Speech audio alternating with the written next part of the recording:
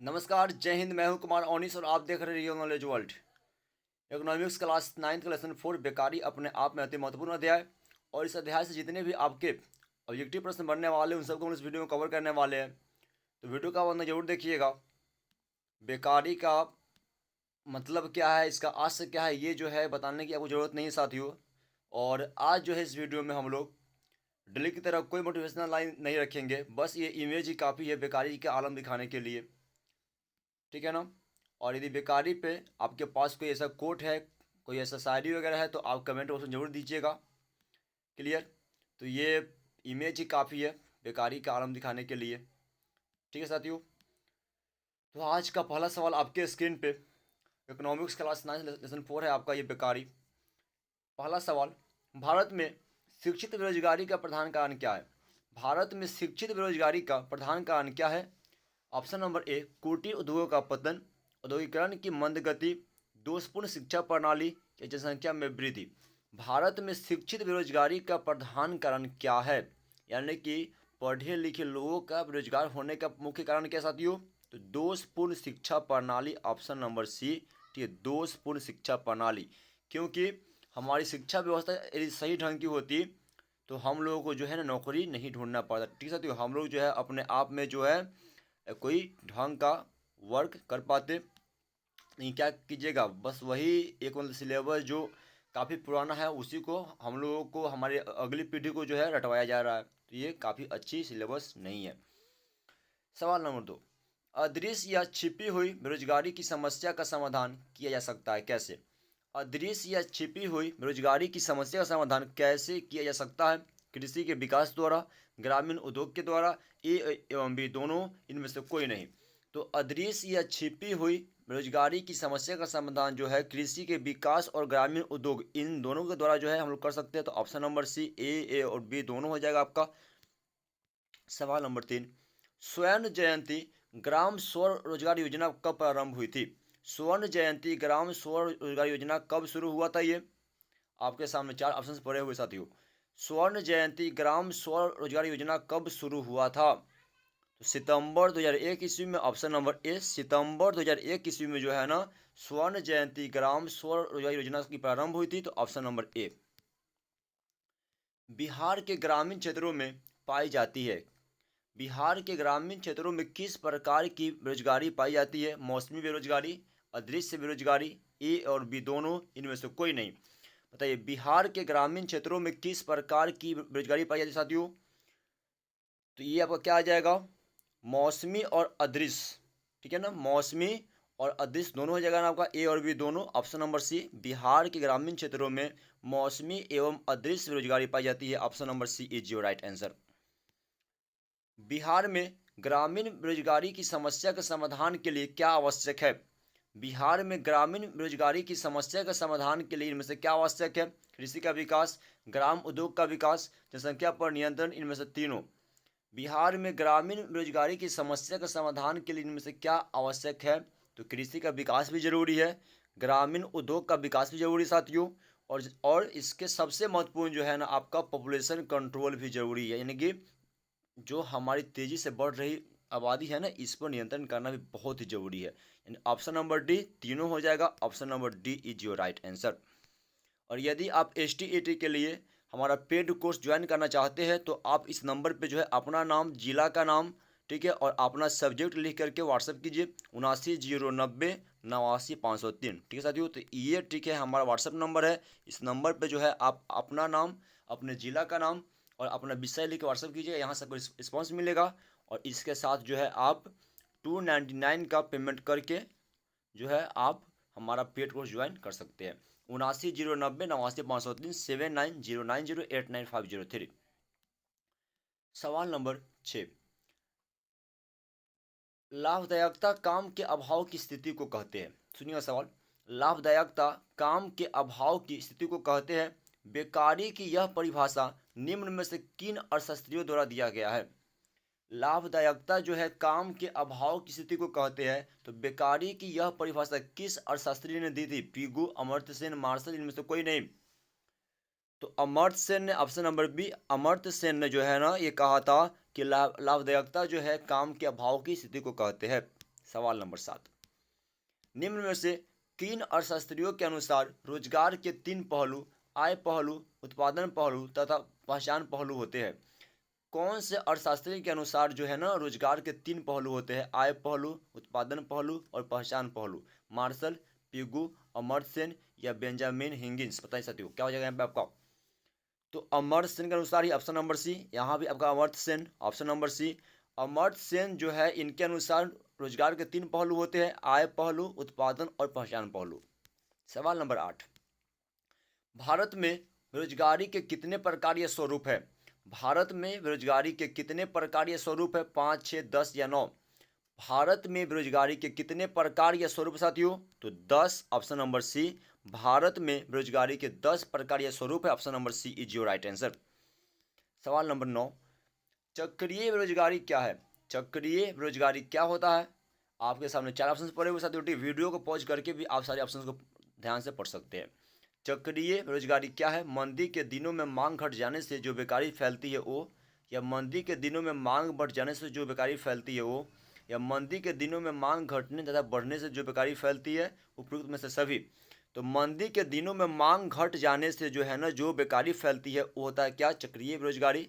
ठीक है, option number A is जो राइट आंसर। मंदी के दिनों में मांग के घट जाने से उत्पन्न जो बेरोजगारी उसको बोलते हैं हम लोग चक्रीय बेरोजगारी। भारत में लोगों का मुख्य पेशा क्या है? भारत में लोगों का मुख्य पेशा निम्न में क्या है? कृषि, व्यापार, उद्योग या सभी? भारत में लोगों का मुख्य पेशा क्या है साथियों? तो कृषि है, ऑप्शन नंबर ए।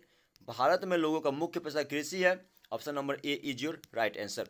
क्योंकि हमारी एक बड़ी आबादी आज भी कृषि कार्य में संलग्न है। सवाल नंबर 11, भारत की कृषि निम्न में से किस पर निर्भर है?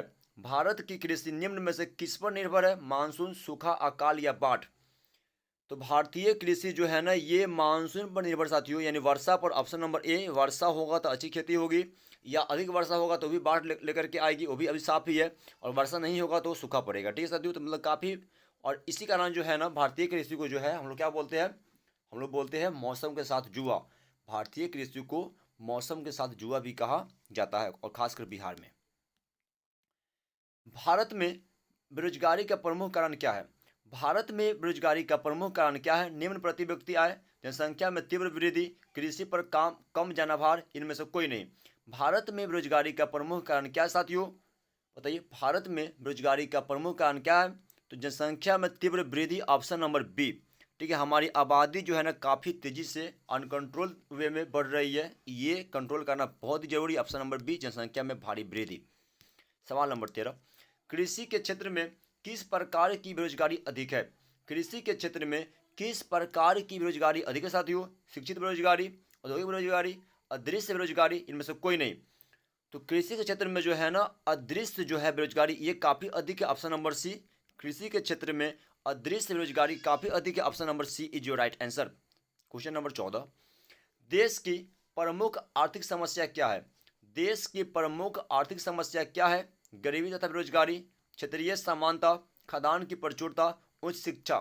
देश की प्रमुख आर्थिक समस्या क्या है? तो गरीबी तथा बेरोजगारी, ऑप्शन नंबर ए। गरीबी और बेरोजगारी जो है ये देश की प्रमुख आर्थिक समस्या है, option number A is your right answer.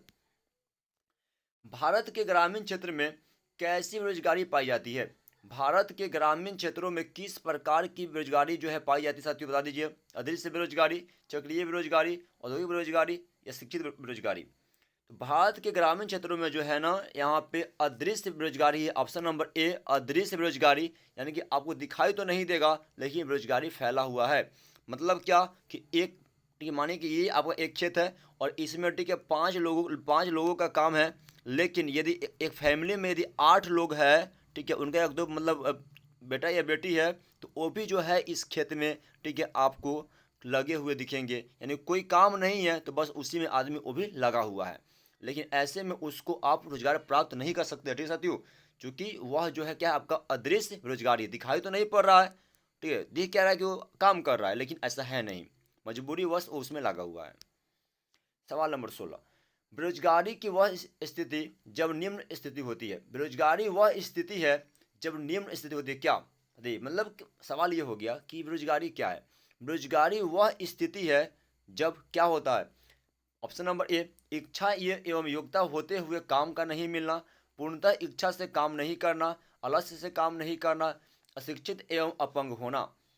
तो बेरोजगारी वह स्थिति है जब इच्छा एवं योग्यता होते हुए भी काम का नहीं मिलती है, तो इसको हम लोग क्या बोलते हैं, बेरोजगारी बोलते हैं। ऑप्शन नंबर ए, इच्छा और योग्यता होते हुए भी काम का नहीं मिलना ही बेरोजगारी कहलाता है, अनएम्प्लॉयमेंट।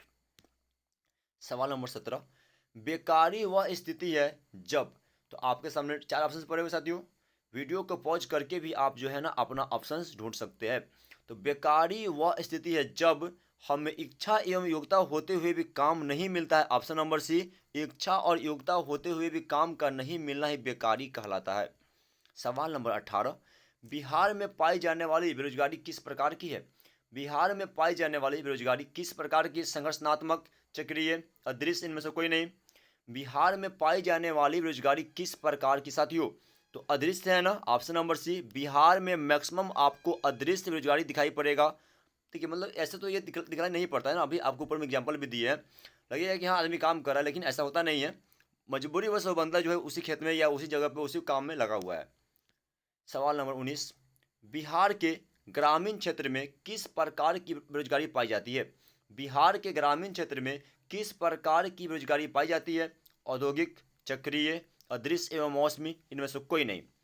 बिहार के ग्रामीण क्षेत्रों में जो है ना किस प्रकार की बेरोजगारी पाई जाती है, तो अदृश्य एवं मौसमी, ऑप्शन नंबर सी, अदृश्य एवं मौसमी बेकारी या बेरोजगारी, option number C is your right answer. Bihar में अशिक्षितों की संख्या करीब निम्न में से कितना परसेंट है। बिहार में अशिक्षित जो है यानी कि अनएजुकेटेड लोगों का संख्या कितना परसेंट है। सवाल नंबर 20, बताइए साथियों। तो ये आपका आ जाएगा लगभग 53%, ऑप्शन नंबर ए। ठीक है साथियों, लगभग जो है ये आपका कितना है, तो 53% है। ठीक है, लेकिन देखिए ये जो है ना साथियों, ये आपका पुराना आंकड़ा है, क्लियर। अभी जो है बिहार में आपका लगभग 65% जो लोग हैं ना आपको शिक्षित है, यानी कि 35% लोग ही आपके शिक्षित में आएंगे, ये आपका हो गया नया वाला आंकड़ा। सवाल नंबर 21, देश की प्रमुख आर्थिक समस्या क्या है। देश की प्रमुख आर्थिक समस्या क्या है, उच्च शिक्षा, ये तो भाई अच्छी बात है, खदान की प्रचुरता, ये भी अच्छी बात है, क्षेत्रीय समानता, ये भी जरूरी है भाई। तो गरीबी और बेकारी जो है ना, ये क्या है, देश की प्रमुख आर्थिक समस्या है, ऑप्शन नंबर डी, गरीबी और बेकारी देश की प्रमुख आर्थिक समस्या है। सवाल नंबर 22, भारत के ग्रामीण क्षेत्र में पाई जाती है। भारत के ग्रामीण क्षेत्र में किस प्रकार की बेरोजगारी पाई जाती है, शिक्षित, औद्योगिक, अदृश्य या चक्रीय। भारत के ग्रामीण क्षेत्र में जो है ना किस प्रकार की बेरोजगारी पाई जाती है साथियों, तो यहाँ पे आपका आंसर क्या आ जाएगा, तो 22 का सी, अदृश्य बेकारी, ऑप्शन नंबर सी। भारत के ग्रामीण क्षेत्रों में जो है ना अदृश्य बेकारी पाई जाती है, option number C is your right answer. सवाल नंबर 23 की ओर बढ़ते हैं। मौसमी बेरोजगारी क्या है, देखिए साथियों इस सवाल को जो है ना आप थोड़ा सा काफ़ी ध्यान से पढ़ेंगे। मौसमी बेरोजगारी क्या है, ऑप्शन नंबर ए, यह वह स्थिति है जिसमें लोग किसी खास मौसम या समय में ही रोजी प्राप्त कर पाते हैं। ऑप्शन नंबर बी, यह वह स्थिति है जिसमें लोग सभी मौसम या समय में रोजी प्राप्त करते हैं। ऑप्शन नंबर सी, यह वह स्थिति है जिसमें लोग सिर्फ गर्मी के मौसम में ही काम या रोजी प्राप्त करते हैं। और ऑप्शन नंबर डी, यह वह स्थिति होती है जिसमें लोग सिर्फ जाड़े के मौसम में रोजी प्राप्त करते हैं। तो बताइए मौसमी बेरोजगारी क्या है, तो मौसमी बेरोजगारी वह स्थिति होती है जिसमें लोग किसी खास मौसम या समय में रोजगार प्राप्त करते हैं। ऑप्शन नंबर ए, केवल खास मौसम में जो है ना, मतलब क्या, यदि रोपनी होने वाला खेतों में तो उस समय आपको काम मिलेगा, ठीक है साथियों, फिर कटनी समय मिलेगा। बाकी बीच में जो है ना, यानी जिस समय आपका धान रुपाएगा या उसे कटनी होगा उस समय आपको काम मिलेगा, फिर बीच में जो है आपको कोई काम नहीं मिल पाएगा। तो इसको क्या बोलते हैं हम लोग, मौसमी बेरोजगारी बोलते हैं, ऑप्शन नंबर ए। सवाल नंबर 24 है आपका, अदृश्य बेरोजगारी को निम्न में से और क्या कहा जाता है। अदृश्य बेरोजगारी को निम्न में से और क्या कहा जाता है, छिपी हुई बेरोजगारी, अर्ध बेरोजगारी, परछन बेरोजगारी या उपयुक्त सभी। तो अदृश्य बेरोजगारी को जो है ना हम लोग इस सभी बोलते हैं, छिपी हुई बेरोजगारी बोलिए या उसको आप अर्ध बेरोजगारी बोलिए या उसको आप परछन बेरोजगारी भी बोल सकते हो। Option number D is your right answer, option number D. सवाल नंबर 25 है आपका, शिक्षित बेरोजगारी किसे कहते हैं। शिक्षित बेरोजगारी किसे कहते हैं, बताइए इसका आपको राइट आंसर क्या आ जाएगा। आपके सामने चार ऑप्शन से पढ़े हुए हैं, इन सबको आप काफ़ी ध्यान से पढ़ लीजिए। जब शिक्षित व्यक्ति को अपनी योग्यता एवं इच्छा के अनुसार काम नहीं मिलता हो, यानी ऑप्शन नंबर ए, यही आपका राइट आंसर है, ध्यान दीजिएगा। जब शिक्षित व्यक्ति को अपनी योग्यता एवं इच्छा के अनुसार काम न मिले उसी को क्या बोलते हैं, शिक्षित बेरोजगारी बोलते हैं। Option number A is your right answer. औद्योगिक बेरोजगारी किस क्षेत्र में पाई जाती है? औद्योगिक बेरोजगारी किस क्षेत्र में पाई जाती है? शहरी क्षेत्रों में, ग्रामीण क्षेत्रों में, ए और बी दोनों या उपयुक्त सभी? औद्योगिक बेरोजगारी जो है किस क्षेत्र में पाई जाती है साथियों, बताइए कहाँ पर होता है ये मैक्सिमम? तो शहरी क्षेत्रों में, ऑप्शन नंबर ए। शहरी क्षेत्रों में जो है ना आपको दिखेगा क्या, औद्योगिक बेरोजगारी, ऑप्शन नंबर, क्योंकि बड़े बड़े जो उद्योग है, इंडस्ट्री है, आपको फैक्ट्री वगैरह वो शहरों में तो होते हैं, गाँव में बड़ी बड़ी कंपनियाँ कहाँ से आएगी? सवाल नंबर 27, तकनीकी बेरोजगारी निम्न में कहाँ कहाँ देखी जाती है? तकनीकी बेरोजगारी निम्न में कहाँ कहाँ देखी जाती है? कृषि तथा उद्योग, व्यापार एवं उद्योग, कृषि तथा अंतर्राष्ट्रीय व्यापार, इनमें सभी। तकनीकी बेरोजगारी निम्न में कहाँ कहाँ देखी जाती है? तो कृषि और उद्योग में, ऑप्शन नंबर ए। कृषि और उद्योग में साथियों क्या है आपका, तकनीकी बेरोजगारी, option number A is your right answer. सवाल नंबर 28, खुली बेरोजगारी को और क्या कहा जाता है? खुली बेरोजगारी को और क्या कहा जाता है, बताइए। खुली बेरोजगारी को और क्या बोलते हैं? तो संरचनात्मक बेरोजगारी, ऑप्शन नंबर ए। संरचनात्मक बेरोजगारी बोलते हैं, option number A is your right answer. संरचनात्मक बेरोजगारी आप ध्यान रखेंगे। सवाल नंबर 29 है आपका, ग्रामीण बेरोजगारी का एक प्रकार क्या है? ग्रामीण बेरोजगारी का प्रकार है, इनमें से क्या हो जाएगा, ऐच्छिक, शिक्षित, औद्योगिक या छुपी हुई बेरोजगारी? ग्रामीण बेरोजगारी का प्रकार इनमें से क्या है? तो छुपी हुई बेरोजगारी, ऑप्शन नंबर डी, जो गांव में जो है ना छुपी हुई या अदृश्य बेरोजगारी ही मैक्सिमम देखी जाती है। सवाल नंबर 30, शहरी बेरोजगारी का प्रकार क्या है? शहरी बेरोजगारी का प्रकार क्या है? शहरी बेरोजगारी का प्रकार क्या है? तो शिक्षित बेरोजगारी, ऑप्शन नंबर बी, जो टाउन में जो है, शहर में लोग काफ़ी पढ़ाई करने के बाद भी बेरोजगार रह जाते हैं। अब ऐसी स्थिति तो साथियों लगभग लगभग पूरे इंडिया में हो गई है, शहर ही क्यों, गांव में भी है। सवाल नंबर 31, बेरोजगारी के परिणाम स्वरूप शिक्षा में वृद्धि होती है, बताइए। बेरोजगारी के परिणाम स्वरूप क्या होता है? शिक्षा में वृद्धि होती है, उत्पादन में वृद्धि होती है, आय में वृद्धि होती है, या निर्धनता में वृद्धि होती है साथियों? तो जब बताइए लोगों को काम नहीं मिलेगा तो क्या होगा, निर्धनता में वृद्धि होगा ना, यानी गरीबी बढ़ेगा, ऑप्शन नंबर डी। निर्धनता में वृद्धि होती है, option number D is your right answer. 11वीं पंचवर्षीय योजना के प्रारंभ में भारत में बेरोजगारों की संख्या कितनी थी? 11वीं पंचवर्षीय योजना के प्रारंभ में भारत में बेरोजगारों की संख्या कितनी थी लगभग? तो इसका आपका क्या आ जाएगा, 32 का सी, लगभग 36.7 million, option number C is your right answer. 36.7 million, ध्यान रखेंगे आप।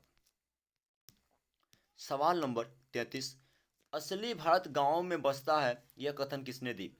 असली भारत गांव में ही बसता है, यह किसका वक्तव्य है? गांधी जी, सुभाष चंद्र बोस, जवाहरलाल नेहरू या राजेंद्र प्रसाद?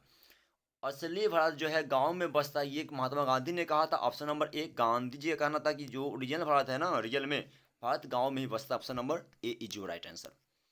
सवाल नंबर 34, हथकरघा और हस्तशिल्प क्षेत्र में भारत को कृषि क्षेत्र के बाद कौन सा स्थान प्राप्त है? हथकरघा और हस्तशिल्प क्षेत्र में भारत को कृषि क्षेत्र के बाद कौन सा स्थान प्राप्त है? दूसरा, तीसरा, चौथा या पांचवा? तो क्या है ये साथियों? दूसरा है ऑप्शन नंबर ए, हथकरघा और हस्तशिल्प क्षेत्र में भारत को कृषि क्षेत्र के बाद सेकेंड स्थान प्राप्त है, option number A is your right answer. सवाल नंबर 35, महात्मा गांधी राष्ट्रीय ग्रामीण रोजगार गारंटी अधिनियम का नया परिवर्तित नाम क्या है? महात्मा गांधी राष्ट्रीय ग्रामीण रोजगार गारंटी अधिनियम का नया परिवर्तित नाम क्या है, यानी कि इसका नया नाम क्या पड़ा हुआ है? मनरेगा, नरेगा, अंत्योदय योजना या इंदिरा आवास योजना? तो देखिए इसका नाम पहले क्या था, नरेगा था, ठीक है, अब क्या हो गया, मनरेगा। तो ऑप्शन नंबर ए सदियों इसका नया नाम क्या है, मनरेगा है ना, क्लियर। 2 अक्टूबर 2009 ईस्वी को जो है ना गांधी जी की जयंती के दिन जो है इसका नाम चेंज किया गया था और इसको कर दिया गया, मनरेगा कर दिया गया। अब देखिए मनरेगा होता क्या है, मनरेगा यानी Mahatma Gandhi national rural employment guarantee act. और ये एक्ट कब आया था, यानी कानून कब बना हुआ था? तो 2005 ईस्वी में। लेकिन मनरेगा शुरू कब से हुआ? तो 2006 ईस्वी से। तो ये भी आप ध्यान रखेंगे। सवाल नंबर 36, नरेगा का नाम बदलकर महात्मा गांधी के नाम पर करने की घोषणा कब की गई थी? सवाल वही आ गया आपका घुमा फिरा करके। नरेगा का नाम बदलकर महात्मा गांधी के नाम पर मनरेगा करने की घोषणा कब की गई थी? तो 2 अक्टूबर 2009 ईस्वी को, ऑप्शन नंबर ए। 2 अक्टूबर 2009 ईस्वी को जो है ना इसका नाम मनरेगा किया गया था, option number A is your right answer. संपूर्ण ग्रामीण रोजगार योजना को किस वर्ष लागू किया गया था? संपूर्ण ग्रामीण रोजगार योजना को किस वर्ष लागू किया गया था? बताइए कब? 25 दिसंबर 2001 ईस्वी को, ऑप्शन नंबर ए 25 दिसंबर 2001 ईस्वी को जो है संपूर्ण ग्रामीण रोजगार योजना को लागू किया गया। Option number A is your right answer. सवाल नंबर 38, प्रधानमंत्री रोजगार योजना किस वर्ष आरंभ किया गया? प्रधानमंत्री रोजगार योजना किस वर्ष आरंभ किया गया था? माफ कीजिए साथियों, माफ कीजिएगा। प्रधानमंत्री रोजगार योजना किस वर्ष आरंभ किया गया था? तो कब? तो 2 अक्टूबर 1993 ईस्वी को। ऑप्शन नंबर ए 2 अक्टूबर 1993 ईस्वी जो था ना, प्रधानमंत्री रोजगार योजना आरंभ किया गया था। Option number A is your right answer. ऐच्छिक बेरोजगारी के प्रमुख उदाहरण क्या है? ऐच्छिक बेरोजगारी के प्रमुख उदाहरण इनमें से क्या है? हड़ताल करने वाले श्रमिक, काम नहीं करने वाले श्रमिक, इच्छा के अनुसार काम नहीं करने वाले श्रमिक, या योग्यता के अनुसार काम करने वाले श्रमिक। ठीक है साथियों, तो इसका आंसर जो है ना आप देंगे कमेंट बॉक्स में। ठीक है साथियों, इसका आंसर ठीक थोड़ा सोचिएगा, ठीक समझिएगा, फिर जो है आप कमेंट बॉक्स में ठीक दीजिएगा। ठीक, ये जो है आपके लिए ठीक रहेगा होमवर्क। सवाल नंबर 40 है आपका लास्ट, और इसके बाद ठीक है लास्ट सवाल है आपका, घर्षणात्मक बेरोजगारी को और क्या कहते हैं? घर्षणात्मक बेरोजगारी को जो है ना और क्या कहा जाता है? अस्थिर बेरोजगारी, अदृश्य बेरोजगारी, परछन बेरोजगारी, या छिपी हुई बेरोजगारी। घर्षणात्मक बेरोजगारी को और क्या बोलते हैं? तो अस्थिर बेरोजगारी। ऑप्शन नंबर ए अस्थिर बेरोजगारी। ऑप्शन नंबर ए इज जो राइट आंसर। ठीक है साथियों, सवाल नंबर जो 39 है आपका, उसका आंसर आप देना कमेंट बॉक्स में। और अच्छा ठीक है साथियों, आपका एक दो और सवाल है, करा देते हैं। सवाल नंबर 41 आपका, 2-3 और सवाल है। बिहार से झारखंड राज्य को कब विभाजित किया गया था? बिहार से झारखंड राज्य को कब विभाजित किया गया था, मतलब कि बिहार से झारखंड कब अलग हुआ? तो 15 नवंबर 2000 ईस्वी को। ऑप्शन नंबर ए 15 नवंबर 2000 ईस्वी को। ये सवाल पूछ दे कि उड़ीसा बिहार से कब अलग हुआ? तो 1936 ईस्वी में। और बंगाल बिहार से कब अलग हुआ? तो 1912 ईस्वी में। सारे पॉइंट जो है आप याद रखेंगे साथियों। सवाल नंबर 42 है आपका, बेरोजगारी से पड़ने वाले प्रभाव निम्न में से कौन कौन है? बेरोजगारी से पड़ने वाले प्रभाव निम्न में से कौन कौन हैं? पहला ऑप्शन, मानव शक्ति का बर्बाद होना, निम्न जीवन स्तर, प्रति व्यक्ति आय की कमी, या सभी। तो सभी है आपका ऑप्शन नंबर डी, क्योंकि बेरोजगारी से जो है ना आपका मानव शक्ति बर्बाद भी होती है, निम्न जीवन स्तर भी होता है, प्रति व्यक्ति आय में कमी आती है, यानी ऑप्शन नंबर डी सभी हो जाएगा।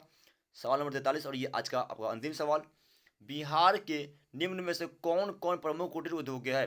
बिहार में जो है ना निम्न में से कौन कौन प्रमुख कुटीर उद्योग है? चमड़ा उद्योग, साबुन उद्योग, बीड़ी उद्योग, या सभी। बिहार में इनमें से कौन कौन प्रमुख कुटीर उद्योग है? तो ऑप्शन नंबर डी आपका सभी हो जाएगा। चमड़ा उद्योग भी है, साबुन उद्योग भी है, और बीड़ी उद्योग भी है। और भारत का सबसे बड़ा इंडिया में जो है सबसे बड़ा जो आपका चमड़ा उद्योग है ना, वो कहाँ पे है? तो कानपुर में है, ध्यान रखिएगा। तो बस इतना ही। यदि आप ST/AT का पेड कोर्स ज्वाइन करना चाहते हैं तो आप 7909 89 503 इस नंबर पे जो है ना आप अपना नाम, जिला का नाम और अपना विषय लिख कर भेज दीजिएगा। तो फी है मात्र 299 रुपये टी साथियों। और सारे असाइनमेंट्स आपको प्रिंटेबल मिलेंगे, उसको आप प्रिंट करा कर भी पढ़ सकते हो। तो विश्वास कीजिए, यदि पढ़ गए तो कन्फर्म आपका रिजल्ट फिक्स हो जाएगा। ठीक है, कन्फर्म आपका रिजल्ट हो जाएगा। ठीक है, असाइनमेंट्स देना मेरा काम, पढ़ना आपका। यदि पढ़ पाए, ठीक है, यदि आप पढ़ पाइए तो ज़रूर लीजिए। ठीक है, काफ़ी आपको बेनिफिट हो जाएगा। बस इतना ही आज के लिए। सब्सक्राइब रियल नॉलेज वर्ल्ड, और वीडियो को लाइक जरूर कीजिएगा आप लोग, विश्वास है हमको। तो बस इतना ही आज के लिए साथियों। जय हिंद, जय भारत, वंदे मातरम।